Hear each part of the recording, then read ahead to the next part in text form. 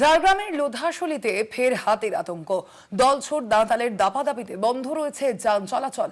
আতঙ্কে পথ চলতি মানুষ ও গাড়ি চালকেরাও। পরিস্থিতি সামাল দিতে ঘটনাস্থলে বন দপ্তর।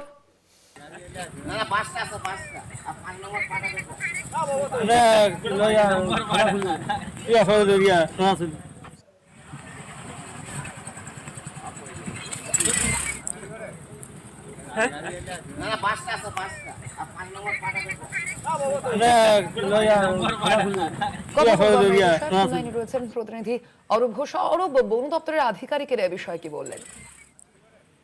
দেখো, বন দপ্তরের আধিকারিকরা সেভাবে কিছু না বললেও স্থানীয় বাসিন্দাদের বক্তব্য, বছরের বেশিরভাগ সময় দাঁতাল হাতির তাণ্ডব অব্যাহত থাকে। কারণ জঙ্গলে এই মুহূর্তে খাবারের আকাল, তাই খাবারের সন্ধানে বেশিরভাগ সময় দাঁতাল হাতির দল জঙ্গল ছেড়ে লোকালয়ে প্রবেশ করছে। কখনো লোকালয়ে যে রাজ্য সড়কগুলি রয়েছে সেখানে দাপিয়ে বেড়াচ্ছে, আবার কখনো জঙ্গল লাগোয়া যেসব গ্রামীণ এলাকা রয়েছে সেই গ্রামেও প্রবেশ করছে দাঁতাল হাতি।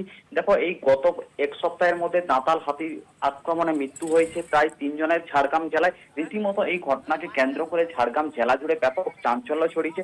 তার মধ্যে আজ শনিবার দুপুরে ঝাড়গ্রামের যে লোধাশুলি এলাকার 5 নম্বর জাতীয় রাজ্য সড়ক রয়েছে সেই রাজ্য সড়কের উপর দাপিয়ে বেড়ায় একটি দলছুট দাঁতাল হাতি। ফলে এলাকার মানুষজন আতঙ্কিত হয়ে পড়েন। এমনকি সেই দাঁতাল হাতিকে দেখে ছোটাছুটিও শুরু করেন পথ চলতি সাধারণ মানুষজন। বেশ কিছুক্ষণ যানজট তৈরি হয়, তবে শেষ পর্যন্ত বন দপ্তরের কর্মীরা এসে, যারা কুলাপতি, তারা দাঁতালটি জঙ্গলে ফেরত পাঠান। ফলে স্বাভাবিক হয় যান চলাচল। তবে প্রশ্ন উঠছে, এই দাঁতাল হাতি বারংবার জঙ্গল ছেড়ে লোকালয়ে প্রবেশ করছে, তারপরেও বন দপ্তর কেন এ বিষয়ে কোনো পদক্ষেপ গ্রহণ করছে না?